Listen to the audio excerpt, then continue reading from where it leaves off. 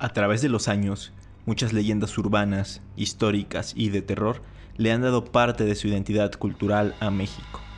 Semana a semana, vamos a hacer un recorrido por todas ellas.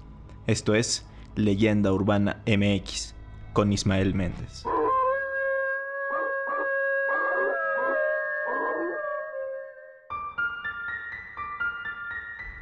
¿Qué tal? Bienvenidos a Leyenda Urbana MX, el podcast en el que se habla de los temas de terror que a todos nos gustan, pero enfocándolos precisamente a México.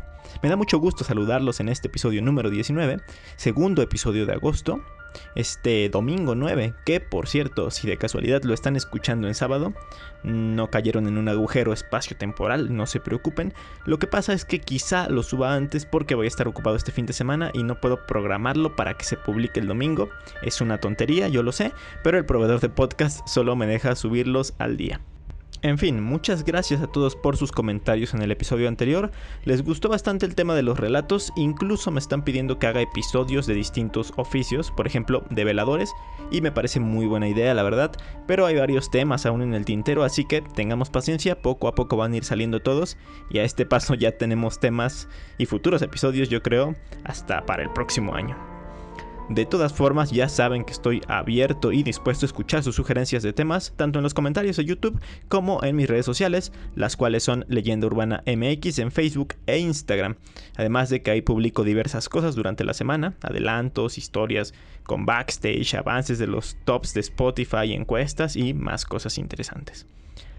Les cuento, hace ya un par de meses andaba con un poco de insomnio viendo Twitter, una de mis redes favoritas por cierto, y me encontré con un hilo de un usuario llamado André, que de vez en cuando habla de cosas misteriosas o teorías en torno a la paranormal o a lo criminal.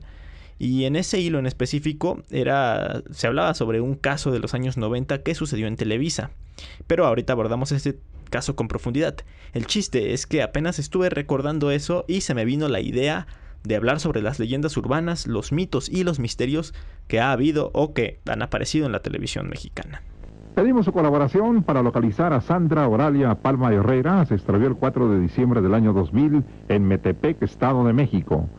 Inocencio Domínguez Hernández, de 65 años. Se extravió el 15 de febrero de 1994 en la colonia Ampliación Miguel Hidalgo. Vamos a empezar justamente con el caso del que les hablaba, el que me dio la idea de hacer este tema. No sé si se acuerdan que en Televisa, en el Canal 5, existía algo llamado Servicio a la Comunidad. O no sé si aún existe, hace mucho que no veo esa cadena o que no veo en tele en general, salvo por el fútbol o alguna que otra cosilla. El caso es que este Servicio a la Comunidad, para quien nunca haya oído hablar de él, servía para informar sobre alguna desaparición. Así como ahora publican en Facebook cosas como: si alguien ha visto a esta persona, la estamos buscando, comuníquense conmigo, etc. Pero obviamente en televisión. Daban la descripción de la persona, las características, y en pantalla aparecía una foto con su ficha de información o, en su defecto, un retrato hablado.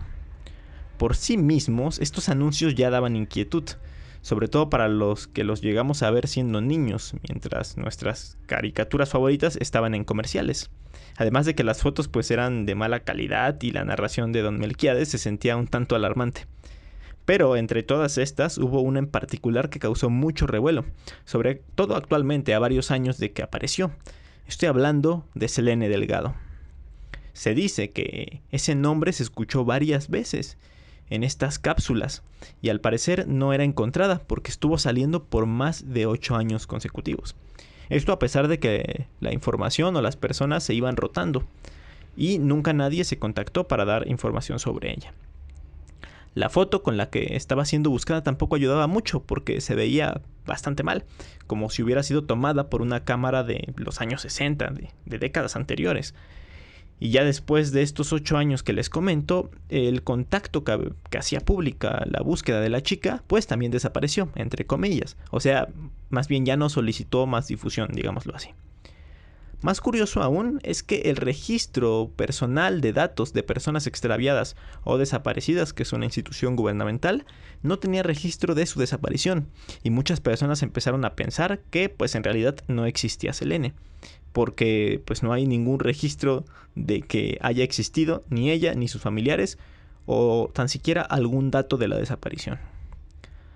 Lo más raro es que muchos años más tarde, ya en el 2010, desapareció en el Estado de México, mismo lugar donde supuestamente había desaparecido Selene, una chica de 14 años llamada Selena Delgado. Curioso, ¿no? Y además llevaba un pants y tenis blancos, la cual era justamente la misma ropa que el anuncio nos decía que tenía Selene Delgado cuando la estaban buscando en los años 90.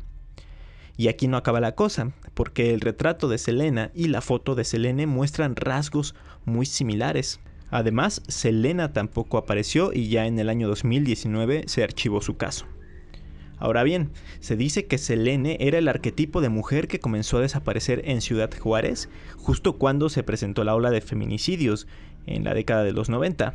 O sea que era una imagen de una mujer que compartía rasgos o facciones con esas mujeres, por lo que sería una especie de emblema o protesta en contra de esa violencia.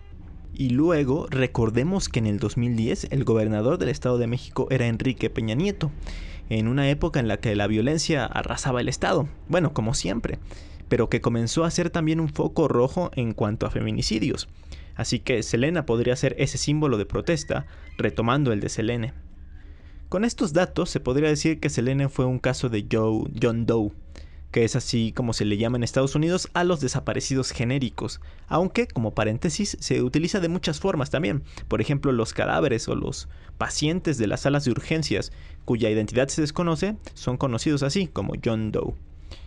Esa es una de las teorías, claro, pero hay otras. Por ejemplo, encontré una en Reddit, en la cual se dice que Selene Delgado, o al menos su imagen, también es conocida como Teresa Fidalgo, y que es un patrón de rostros artificiales, rostros construidos artificialmente que simulan ser caras para generar emociones con estímulos supernormales y que se hizo para representar un rostro muy común.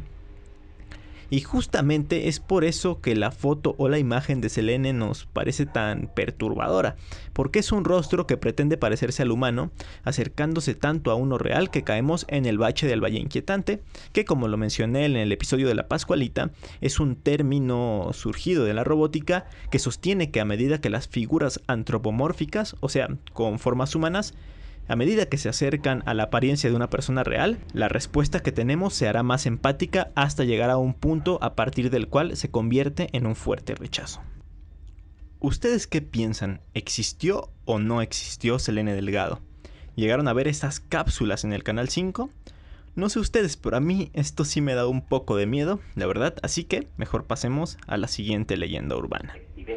¿Y te vas a averiguar a ver quién mató al Mar Muerto?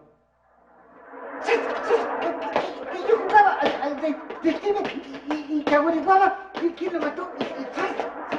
Ándale, pero no te tardes, ¿eh? No, le voy a decir a Kiko para que juegue conmigo a los detectives. ¡No! Esta siguiente historia quizá la llegaron a ver en algún video de Dross, pero vamos a retomarla por acá. Si hay una cosa por la que es conocido México en Latinoamérica, además de Cancún y del tequila, es sin duda alguna el Chavo del Ocho.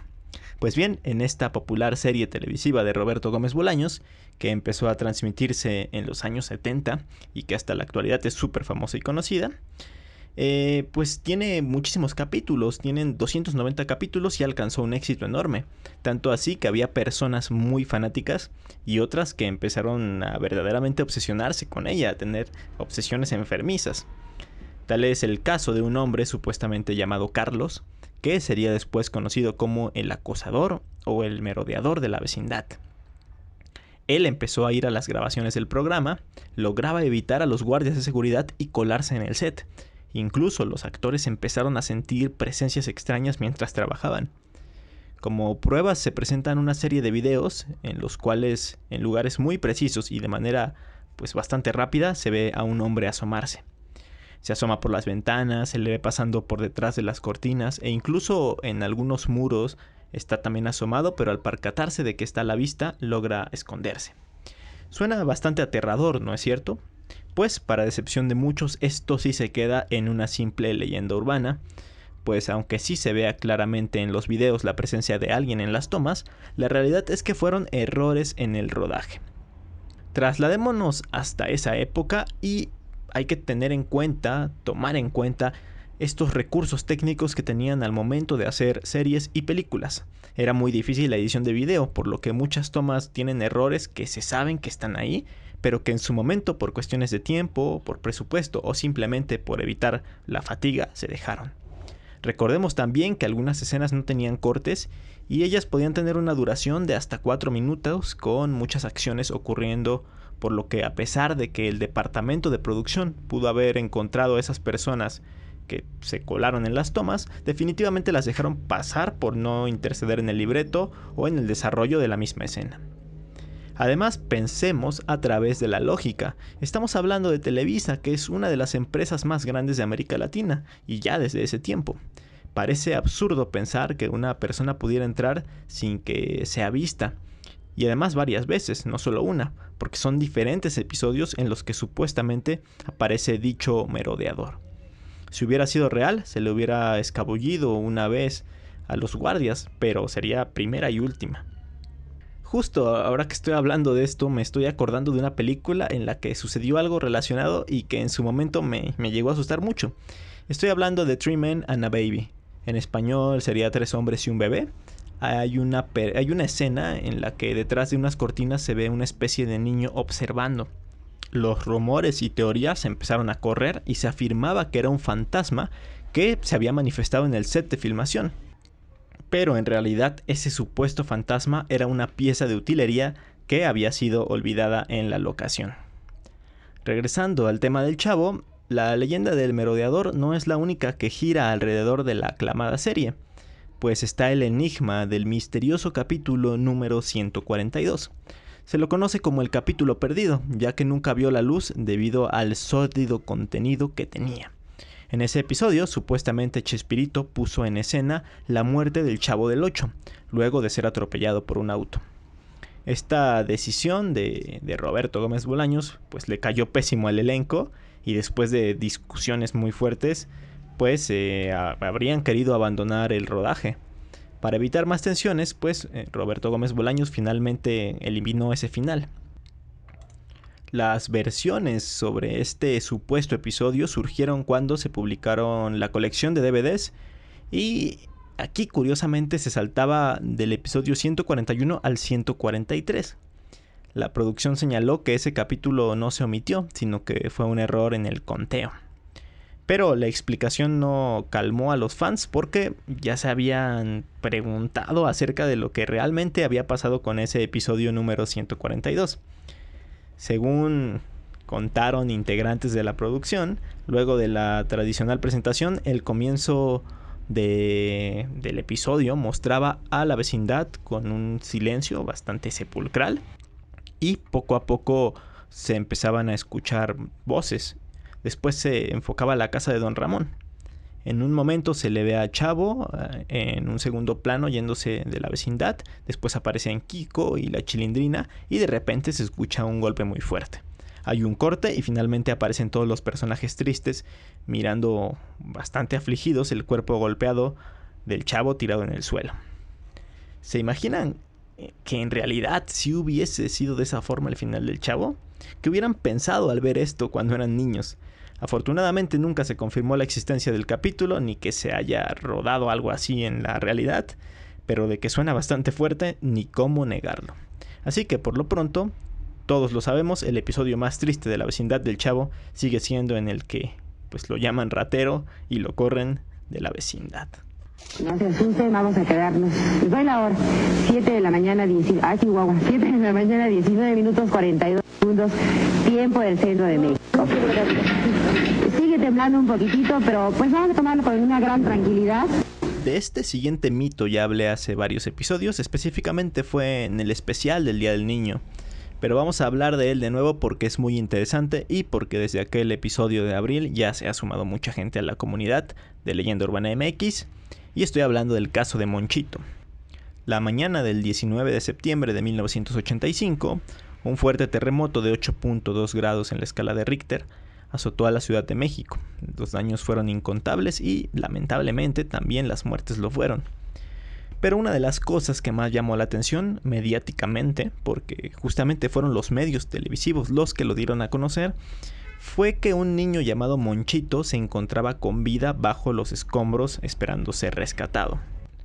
Había sido su papá quien decía que el niño y que también su abuelo del mismo niño estaban ahí al momento del derrumbe. Por tal motivo, elementos de la Cruz Roja, topos, parte también del ejército y de la policía o de también gente de protección civil, comenzaron a hacer todo lo que estuviera en sus manos para poder rescatar al pequeño. Durante días las labores no se detuvieron buscando al niño y la prueba más impresionante fue que desde afuera se intentó comunicarse con él. Dijeron algo así como: si eres un adulto, golpea una vez; si eres un niño, golpea 2 veces. Lo más raro fue que 2 golpes fueron escuchados, así que las esperanzas de todos empezaron a recobrarse y empezaron a cavar más rápido, con más energía para poder salvar al niño, y pues empezaron a remover todos los escombros. Pero después de todo ese arduo trabajo solo pudieron encontrar el cadáver del abuelo, y entonces decidieron que no quedaba nada más ahí abajo, ya no había nada. Se removieron los escombros por completo y no se encontró ningún cadáver más. No había ningún rastro del niño. Lo primero que se pensó, y que muchas personas siguieron creyendo con el tiempo, fue que todo se trató de un engaño, de un farol de la televisión. Sin embargo, otros creen que no fue otra cosa más que un fantasma. Y aquí no acaba la cosa, pues 32 años después, exactamente otra vez un 19 de septiembre, pero ahora del año 2017, más desafortunada que curiosamente, tuvimos otro terrible terremoto. Entre los daños y los edificios que se cayeron en esta segunda ocasión, se encuentra el colegio Enrique Rebsamen, en donde murieron 19 niños. Cuando se hacía la cobertura televisiva, muchos usuarios se dieron cuenta de que en cierto momento, si se pausaba el video y se hacía zoom sobre él, en una grieta del edificio era posible ver el rostro de un niño muy pálido. O al menos eso es lo que parecía ser. Lo extraño es que la cara aparece y desaparece bastante rápido. No se ve como alguien que estuviera atrapado, sino más bien como alguien que se asoma y después se esconde. En redes sociales comenzaron a circular muchas opiniones, porque para bastantes personas claramente se trataba de un fantasma. Pues si nos ponemos a pensar, tendría sentido, ya que el lugar en cuestión pues se trataba de una escuela y pues muchos niños murieron. Es como si se estuviera reviviendo el caso de Monchito, pero esta vez se trató de una niña y supuestamente se llamaba Frida Sofía, quien se supone que se hallaba bajo los escombros de la escuela. Todo esto empezó a cubrirse por Televisa, específicamente por una periodista llamada Daniel Iturbide. Pues muchos mexicanos estaban como muy al pendiente porque querían que esta niña, que Frida Sofía, fuera encontrada con vida. Y así fue como muchos equipos de rescate y medios empezaron a seguir la historia. Incluso aseguraban haber hablado con ella y que le habían dado agua e indicaciones sobre qué había más, y pues ella les había dicho que sí había más personas alrededor de ella. ¿Cómo terminó todo esto? Pues Enrique Sarmiento, subsecretario de la Secretaría de Marina en ese tiempo, indicó que no había más niños que rescatar en el colegio, que tan solo había una persona con vida atrapada y se trataba de la intendente de la escuela. Después de que se dieron a conocer estas declaraciones del funcionario, pues se creó una ola de indignación, porque pues se había tratado de un montaje televisivo hecho por la televisora, por Televisa, para pues así ganar mucho más rating en sus coberturas. Algo muy curioso, que no tiene que ver con la tele, pero sí con este caso, es que hace un par de semanas, y con toda esta moda o toda esta tendencia que surgió por la app de Randonáutica, pues me puse a hablar con un primo sobre eso. Le dije que se descargara la aplicación solo para curiosear o como en broma. El caso es de que sí la descargó. Él vive en el sur de la ciudad, entonces se puso a buscar ubicaciones que le salieran ahí, me las iba mandando. En fin, una de ellas era muy cerca de su trabajo. Y entonces cuando él salió de trabajar, fue ahí a la ubicación y no había nada raro, salvo que en esa calle es donde están los restos del colegio Enrique Rebsamen. Nos pareció muy curioso y una casualidad bastante interesante. Time for lunch, munch, munch.